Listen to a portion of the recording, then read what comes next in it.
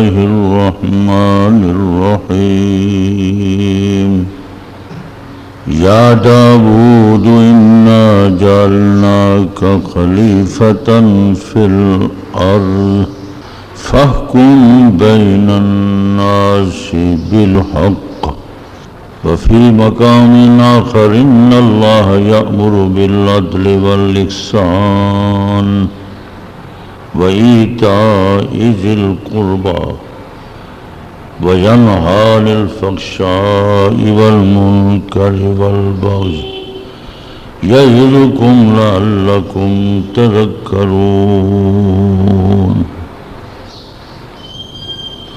رب اشرح لي صدري ويسر لي أمري واحلل عقدة من لساني يفقهوا قولي سبحانك لا علم لنا إلا ما علمتنا إنك أنت العليم الحكيم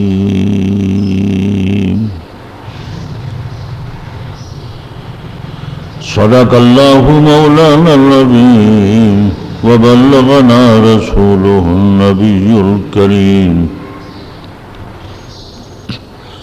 ونحن على ذلك لمن الشاهدين والشاكرين والحمد لله رب العالمين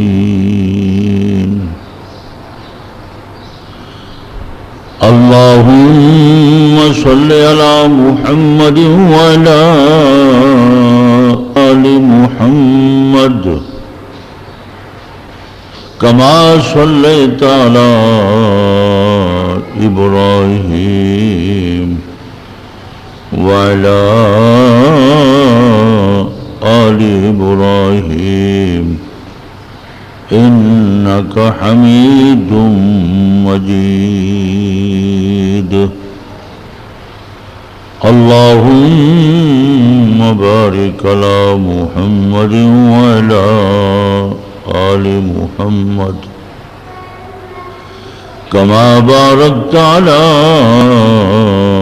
إبراهيم وعلى آل إبراهيم إنك حميد مجيد اللهم صل على محمد النبي الأمي وعلى آله وصحبه وسلم تسلیما۔ قابل صد احترام دوستو، قرآن مقدس کی جو آیت کریمہ، آیت مبارکہ آج کے خطبے میں تلاوت کی ہے، یہی آیت کریمہ اس کے ساتھ اور دوسری آیات بھی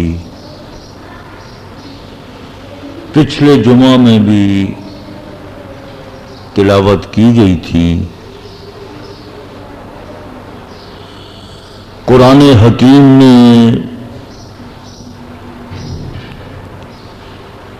عدل و انصاف،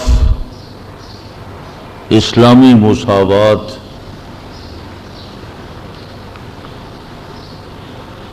اس سلسلہ میں امت کی رہنمائی قرآن حکیم بھی فرماتا ہے اور حضور پاک صلی اللہ علیہ وسلم کی سیرت، آپ کی احادیث اور آپ کی مقدس زندگی، گویا کہ قرآن و سنت سے پوری امت مسلمہ کو اسلامی معاشرہ میں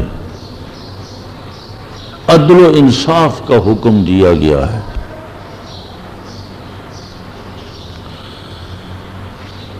اگر عدل و انصاف کے معاملے میں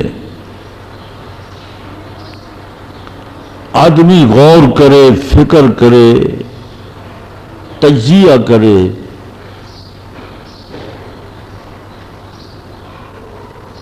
تو تجزیہ کرنے کے بعد ہر شخص اس حقیقت کو پا لیتا ہے کہ معاشرے کے اندر طرح طرح کے لوگ ہوتے ہیں، مختلف قبیلوں والے، مختلف خاندانوں والے، مختلف زبانوں والے، مختلف رنگتوں والے،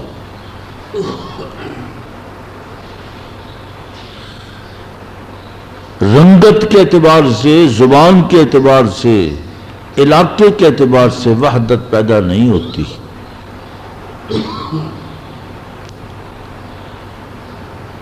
اسلام نے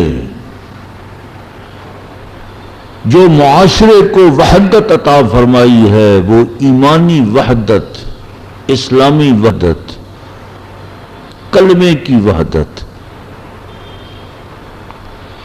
کلمہ پڑھنے والا مسلمان، لا الہ الا اللہ پڑھنے والا، قرآن و سنت پر چلنے والا ایک مسلمان، جس معاشرے کے اندر رنگ بھی الگ ہوں، قبیلے بھی الگ ہوں، سب کو یکجا کرنے والی چیز، اکٹھا کرنے والی چیز ایمان ہے، اسلام ہے۔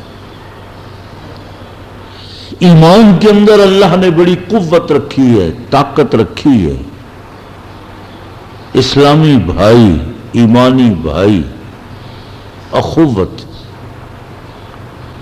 یہ اسلامی اخوت، ایمانی اخوت اتنی بڑی اخوت ہے کہ ایمان کی وجہ سے ایک دوسرے کے ساتھ محبت ہوگی، پیار ہوگا۔ ایمان ہی ایک معاشرے کو یکجا کرتا ہے، اور اس معاشرے کے اندر محبت، الفت، وحدت کے لیے عدل و انصاف، کسی قبیلے کی حکومت ہو، کسی جماعت کی حکومت ہو، کسی خاندان کی حکومت ہو، تو اگر قرآن و سنت کے اعتبار سے، قرآن و سنت کی روح کے اعتبار سے اس معاشرے کے اندر عدل و انصاف ہوگا، تو عدل و انصاف کی وجہ سے اس معاشرے کے اندر محبت بڑھے گی، اخوت بڑھے گی۔ ہر شخص کو پتا ہے کہ ہاں، جب میرا معاملہ عدالت میں جائے گا تو عدالت مجھے انصاف دے گی، عدالت میرے ساتھ ناانصافی نہیں کرے گی۔ آپ کے سامنے ہے کہ جس کے پاس پیسہ ہوتا ہے، جس کے تعلقات زیادہ ہیں، تو تعلقات والا، پیسے والا، وہ اپنے حق میں اپنا فیصلہ خرید سکتا ہے، لیکن ایک غریب آدمی، عام آدمی، مزدور آدمی، جس کے کوئی وسائل نہیں، اسے تو اپنے بال بچوں کے لیے روٹی کمانے سے فرصت نہیں، صبح سے لے کر شام تک وہ مزدوری کرتا ہے، شام کو مزدوری لاتا ہے، اپنے بچوں کو کھلاتا ہے، اس کے پاس تو پیسہ نہیں ہے۔ ہمارا معاملہ عدلیہ کا، کہ عدلیہ میں فیصلے بکتے ہیں، لیکن قرآن و سنت کی روح سے جس معاشرے کے اندر قرآن و سنت کے مطابق فیصلہ ہوگا، پھر کسی مسلمان کو بھی، خیر کمزور سے کمزور ہے، وہ بھی طاقتور بن جاتا ہے کہ جو اللہ، اللہ کے رسول کا فیصلہ ہوگا میں دل و جان سے اس کو قبول کروں گا۔ بڑی خوشی کی بات ہے کہ ہمارے ملک میں سوات کے علاقے میں صوبہ سرحد میں ان لوگوں کی محنت سے ایک مخصوص علاقہ صدر مملکت نے بھی دستخط کر دیے اور ان کے عدلیہ کے قوانین قرآن و سنت کے مطابق قاضی القضات جو شخص بھی عدالت میں جاتا ہے تو عدالت میں جائے گا تو اسے قرآن و سنت کے مطابق فیصلہ ملے گا۔ قرآن و سنت کا فیصلہ یہ ایک ایسا ہے کہ یہ سستا انصاف ہے، اس میں پیسے کا کوئی خرچ نہیں۔ خود مدعی مدعا علیہ بھی قاضی کے سامنے اپنی بات ذکر کر سکتا ہے، وکیل کی ضرورت نہیں ہے کہ وکیل ہو۔ اسلامی معاشرہ مدعی کو بھی مدعا علیہ کو بھی دونوں کو برابر عدالت کے اندر وقت دیتا ہے کہ تم اپنا معاملہ بیان کرو، اپنے معاملے کے لیے گواہ پیش کرو، شہادتیں پیش کرو۔ حضور پاک صلی اللہ علیہ وسلم کے زمانے اقدس میں چونکہ سب لوگ ہی اللہ سے ڈرنے والے تھے، محدثین نے قانون بنایا الصحابۃ کلہم عدول، سارے صحابہ عادل تھے۔ تو تمام صحابہ کرام رضوان اللہ علیہ مجمعین کو جو عدول کہا گیا ہے، عادل کہا گیا، یہ حضور کی تربیت کی وجہ سے صحابہ، تابعین، تبع تابعین، خیر امتی کرنی۔ میرا زمانہ حضور فرماتے ہیں بہت اعلیٰ تھے، افضل، پھر تابعین کا، تبع تابعین کا۔ حضرت عمر فاروق رضی اللہ تعالیٰ عنہ کی جب خلافت آئی، حالات بدل گئے، واقعات بدل گئے، اور حالات اور واقعات بدلنے کے بعد ہی قانون سازی ہوئی۔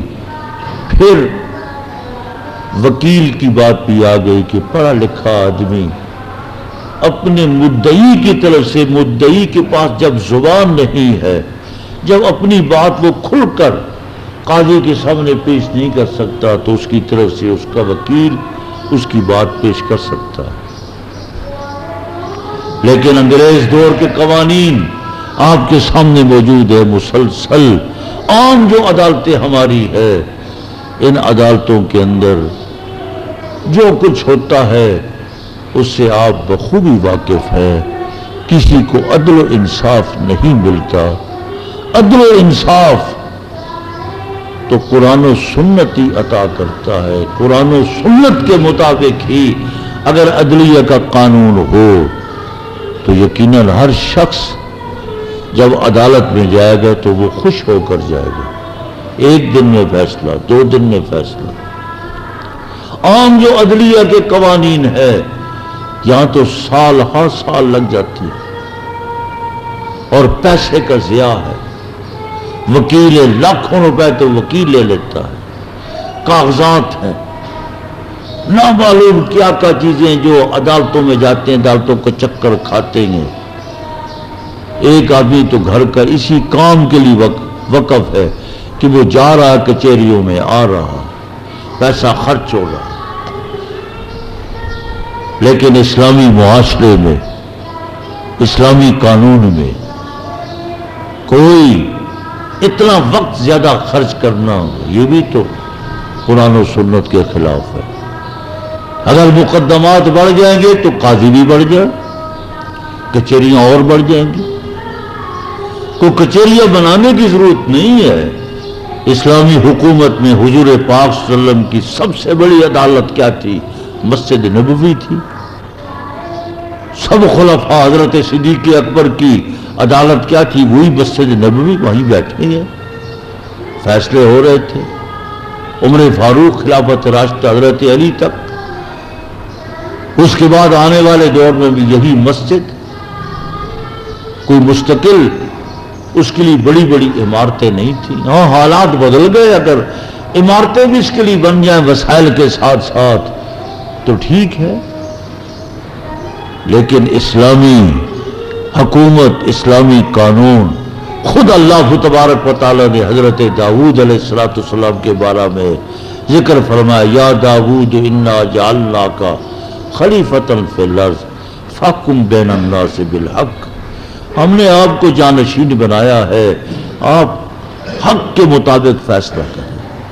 حدیث پاک میں موجود ہے، حضور پاک صلی اللہ علیہ وسلم نے ارشاد فرمایا کہ ایک ساتھ عدل و انصاف کرنا 60 سالہ نفلی عبادت سے افضل ہے۔ اللہ، ایک شخص ہے مسلسل 60 سال تک نوافل پڑھتا ہے، تہجد پڑھتا ہے، اشراق پڑھتا ہے، لیکن ایک شخص اگر ایک تھوڑی دیر کے لیے عدل و انصاف کا فیصلہ دیتا ہے، اس کی یہ ایک ساتھ جو ہے 60 سالہ عبادت سے اعلیٰ افضل ہے۔ حدیث پاک میں موجود ہے، حضور پاک صلی اللہ علیہ وسلم نے ارشاد فرمایا، قیامت کے دن اللہ تبارک و تعالی انصاف کرنے والے حاکم کو اپنا سایہ عطا فرمائیں گے۔ کتنی بڑی بات ہے کہ ایک قاضی عدل و انصاف کرنے والا قیامت کے دن اللہ تبارک و تعالیٰ اسے اپنا سایہ عطا فرمائے، اس سے اور بڑی خوش بختی کیا ہو سکتی؟ اس لیے یہ بڑی سعادت مند اور خوشی کی بات ہے، خوش کن خبر ہے کہ ہمارے ملک کے اندر یہ ملک بھی لا الہ الا اللہ کے لیے حاصل کیا گیا تھا۔ قربانیاں جو ہمارے بزرگوں نے دی تھی وہ اسی قرآن و سنت کے لیے دی تھی۔ اس وقت تو یہی بات ہوتی تھی کہ لا الہ الا اللہ کا قانون ہو، لیکن 60 سال گزر گئے، اب ایک حصے کے اندر یہ عدلیہ کے قوانین نافذ ہو چکے ہیں۔ اللہ پاک اس کی برکت پورے ملک کے اندر پیدا فرمائے۔ جب اسلامی عدل و انصاف ہوگا، معاشرے میں بھی برکت ہوگی، محبت بھی بڑھے گی، اخوت بھی بڑھے گی، اور جھگڑے بھی بہت کم ہو جائیں گے۔ اللہ پاک اس اسلامی عدل و انصاف کو ہمارے ملک میں عام فرمائے اور اللہ اس کی برکت عطا فرمائے۔ جن حضرات نے سنت نہیں پڑھی، سنت